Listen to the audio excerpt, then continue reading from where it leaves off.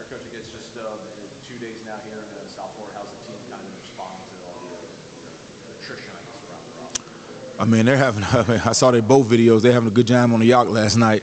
But our guys, man, they've responded well. We had good practice the other day, and I think a lot of excitement because we got a lot of guys that's going to be able to play that hadn't played a bunch. So their excitement levels are through the roof, because they've been waiting for their chance to show, improve, and show what they've been doing and practicing every day. Is there a different energy, better energy to the practice yesterday as opposed to those ones before Christmas break? I think, coming back down to South Florida, we have a lot of guys from this area. So you do kind of see that little bit of perkiness. But I believe overall, man, I think guys are just anxious to show what they can do. We got guys that, all of them feel like they should be the guy anyway. We got a confident bunch. So they're all like, man, this is my time to show what I can do, what I've been trying to tell the coaches anyway. So it's going to be fun for those guys because they get to go out there and have a good time and display their talent. What did you have to do to have all your guys show up? You got your squad. Oh, man. No, man, it's good to have those guys, it speaks to with how they want to finish this thing and things like that. But I think that our guys, it's a little bit different, I think Maurice Smith just made them do it, I think some of those guys in that room just probably threatened them now. But no, I think, I'm excited for those guys, and I'm glad they're here to play and, protect Brock. I know there's people that make more money that are supposed to figure these things out, but is there need to be a change to the college football postseason in the way players opt out and they need to be compensated to play in these bowl games that aren't playoff games? I guess don't give me a solution. Do you think there's issues to how college football's postseason is being kind of played out nowadays? No, I don't think there's an issue. I mean, you got individuals making choices for their individualism, but the team of Florida State and the brand and the team is here to perform, and it also kind of gives you a preview of what's to come. Also, you kind of get little glitches and little flashes of what's to come in the future. So I think it's an exciting moment for the guys that are here and ready to play.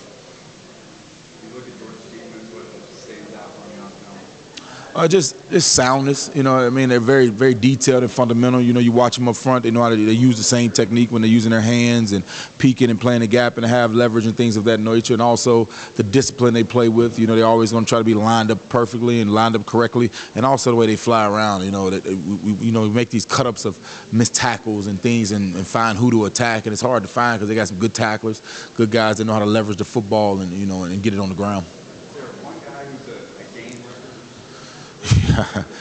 Yeah, no, you got Michael, 13, young defensive end, who's a really good player. You have a pass rusher in 11 who can really get after you in the third down situations. They play swarm attack defense, and they got two of the best, safeties in the country. That's very clear and evident. So just the way the defense is built, it's not many holes or leverages you can attack because you got both safeties who can attack you and play both, whether it be field or boundary, and you got a defensive line that can kind of smother you and kind of keep you in tight so they can leverage the football. A lot of that three-down stuff is to prevent things from going on the edges. So you got to make sure you're presenting some difficulties and problems, maybe formationally and things like that, and find ways to attack them and leverage them. How does this game give you a chance to kind of get in your bag a little bit? Things that maybe people hadn't seen. I think in bowl prep, everybody always going to have something new. You're going to have something you want to come out with and show. But at the end of the day, your identity is already set. You've played 13 games. So pretty much going into the game, you're eventually going to become who you are, whether it be offense or defense. So I think it's good fun to have the wrinkles, fun to practice them. But at the end, you got to establish an identity. It's going to come down to who's tackling, who's blocking, and who's not basically giving the game away. A lot of these games come down to your overall preparation of who's not going to lose the game. So we still got to be disciplined to tackle the football, own the football, make sure we're having ball security and things of that nature, but that's really what it comes down to at the end of the game when you get to those close, tight games at the end in bowl games.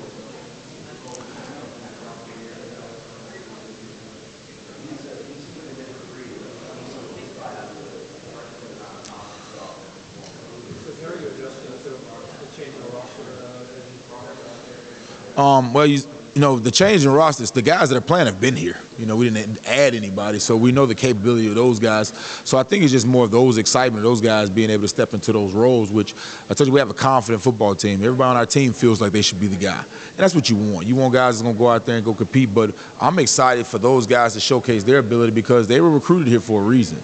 And we can't wait to the show why we recruited them and put it on display what they can do.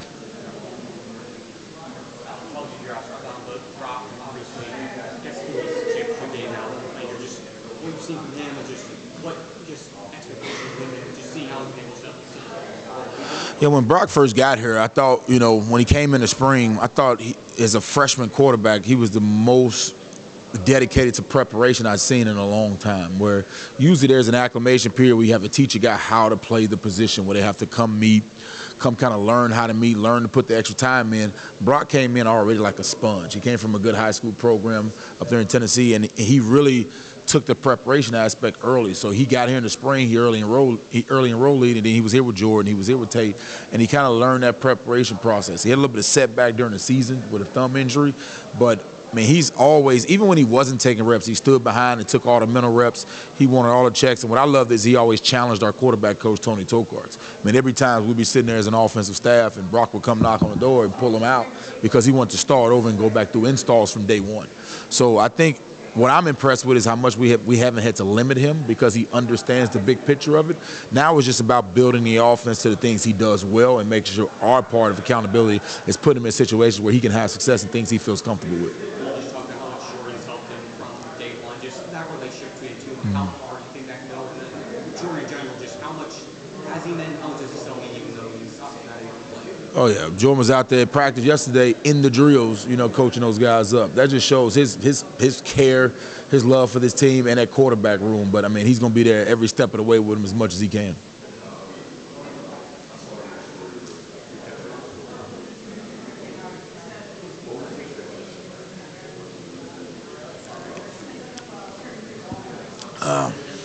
I got a Chicago shirt on. I like that. You from Chicago? An officer in Chicago? That's where I'm from. Born and raised.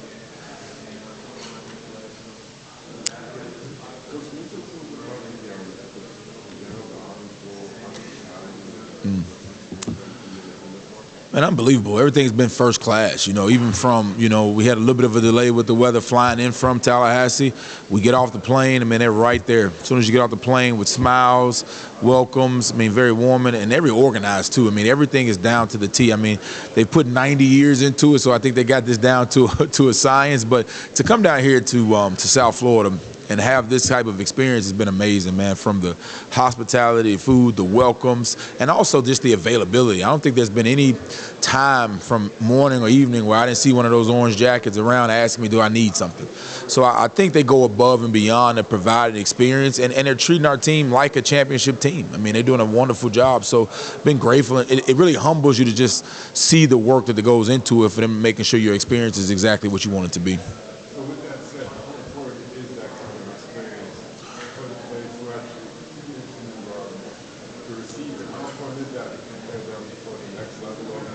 Yeah, absolutely.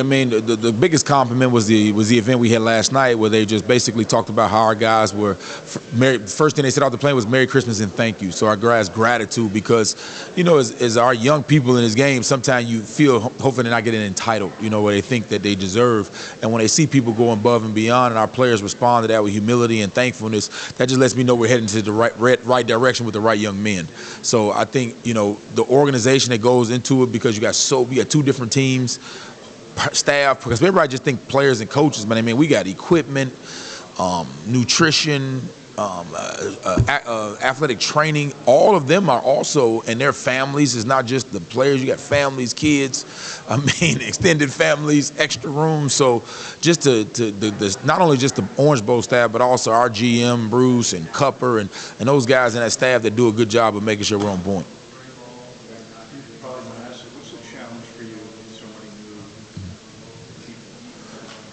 I think when people say new, it's just people they haven't seen, but they've been at practice with us this whole year. We didn't add anybody to the team. So, we know these young men capabilities, and they were all recruited to come play here. So we have an expectation level of the kids that we recruit to still be able to come and perform.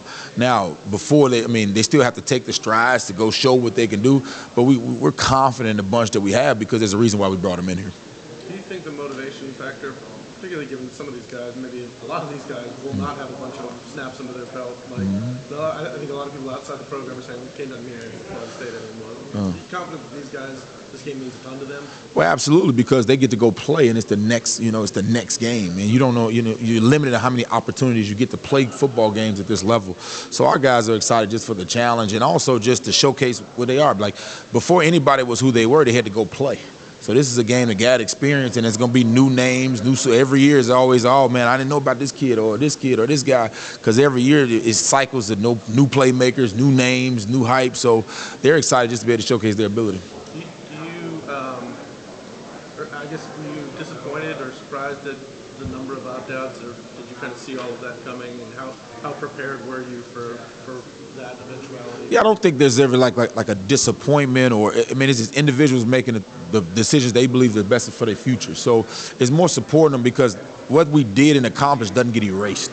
It's not like, oh man, they did this, so I'm gonna have a disappointment. No, they got to make decisions that they believe is best for them and their future. And of course, we got to assist them and guide them and things of that nature. But we're still sitting here 13-0, had a wonderful season, and a lot of those guys were here when we were 3-9, 3-6. So there's still a lot of appreciation for those guys, what they did and what they did for Florida State. Kind of want to ask a bunch of people in different sports one question, and again, the Yep. question this time is, what's something you overcame to reach the level you have? What's something you personally challenged you to reach this level? Yeah, I've been fortunate that that I had a family structure that gave me, like, if there wasn't adversity, they were going to create adversity to make sure we can overcome it. I would say the biggest thing is that not coming from a background of football, and then being able to climb to this level in the profession, the old-fashioned way, being a junior college coach, playing at 1AA, and kind of ascending and hooking up with the right head coaches for the opportunity. So I would just say taking a long route to get here, and then making sure that, you know, the work showed the ability level to be able to perform at this level. You didn't have the players' portfolio where you could say, here's No, I was one of those guys that back in the day they had a convention. You go to the coaches convention, they have a resume board. I was pinning my resume to that resume board that nobody was looking at. So I was just trying to find every edge and angle to be able to, you know, showcase, you know, how much I want to pour into these young men and inspire them to be better than what they are without us. Man, just the defensive staff and Kirby, he's been coaching defensive ball for a long time. So they're not making a lot of mistakes. You know, they have a lot of understanding, know how to leverage the football. They know where the most impressive thing I've seen about the defense is they know how you're going to attack them, because they know what challenges present to them. So they know based off what they're doing, what they're going to get attacked with. So you have to make sure you don't just go to the general answers of they do this, so we're going to do this. Because they're working that more than they're working anything else. So just them knowing who they are and their identity, I think, gives them an advantage, because they know where the holes are in the defense. So they know that, so they're working that constantly. So they're proud.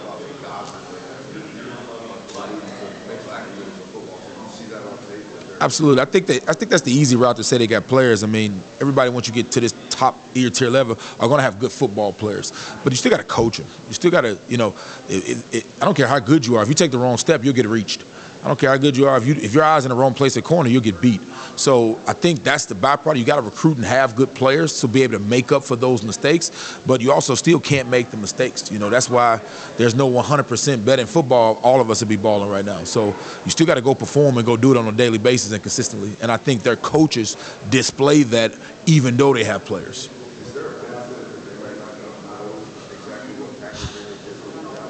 I mean, the thing about when you play 13 games, both teams have an identity.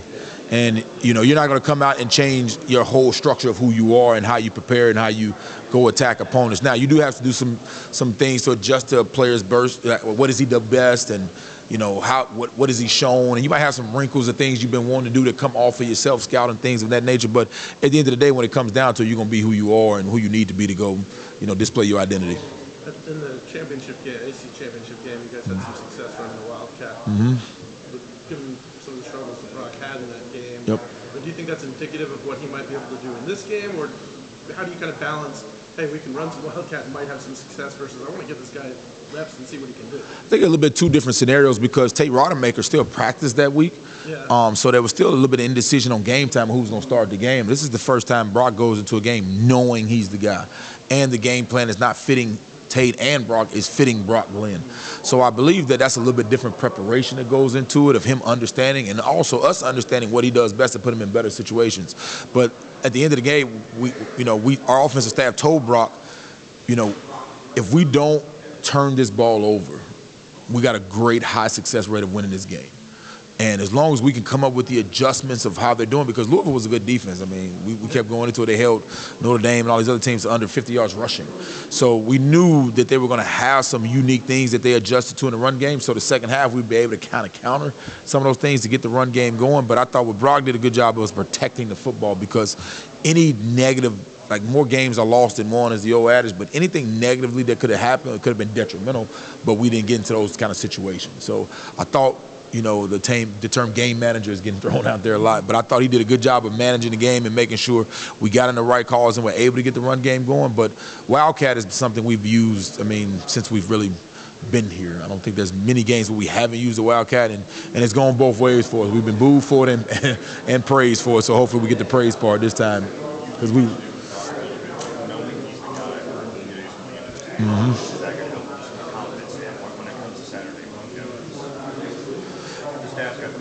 I think that's huge for a quarterback. I mean, because he knows that I am the guy going into this, and also for the staff to make sure we're tweaking the game plan to the things he does well, because we want to make sure we put him in position where he sees it, he understands it, and he can go execute it. Now, we got to help him, of course, just like we do any other quarterback. We help Tate and help Jordan along the way as he became who he was. But when you know you're the guy, I think your preparation changes just a little bit. Now, we, as coaches, we like to say it doesn't, but I know it does, man, even from me being a player. How much have you seen him kind of accept that challenge of being a team leader over the last, like 4 or 5 days? Say that one more time. I couldn't. You kind of faded out on me.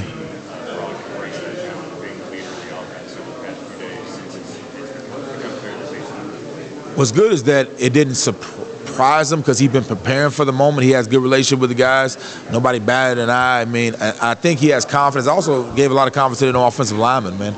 I mean, every guy that's played this whole year. So I think his preparation and his mindset and attacking things in practice that got him to this point instills the belief of guys knowing what he can do. Do you get hit up from friends in the coaching fraternity that see these opt-outs and text you to say, like, hey, work must be easy to prep for this game?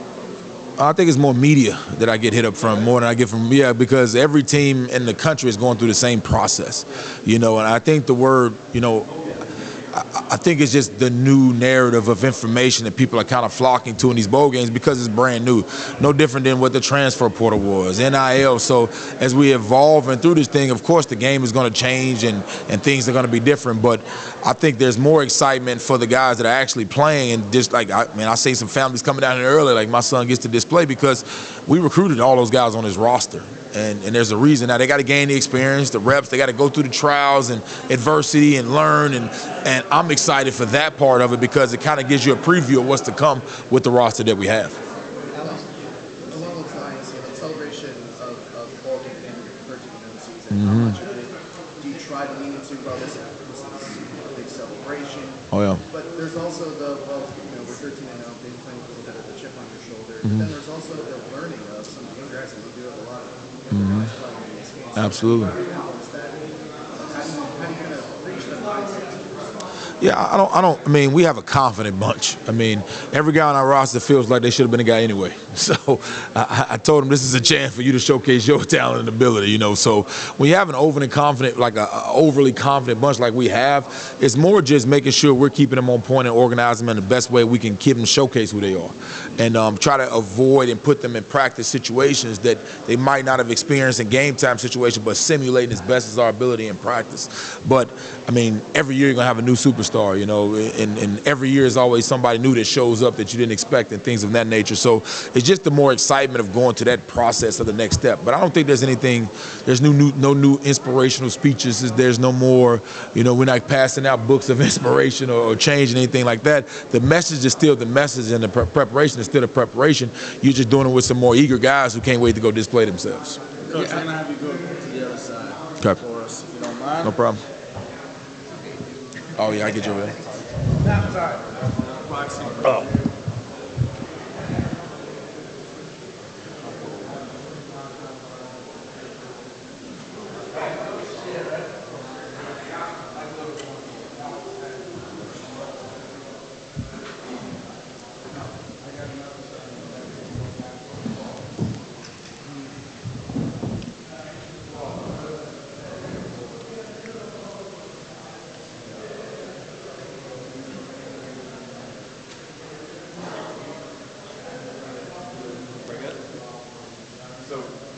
like to be here and be the man? How does that feel? It's awesome, awesome. Opportunity of a lifetime for sure. You know, we're all excited about the opportunity, and we're here to go win this game, and we're all pumped up and here to work, so we're ready to go win this thing.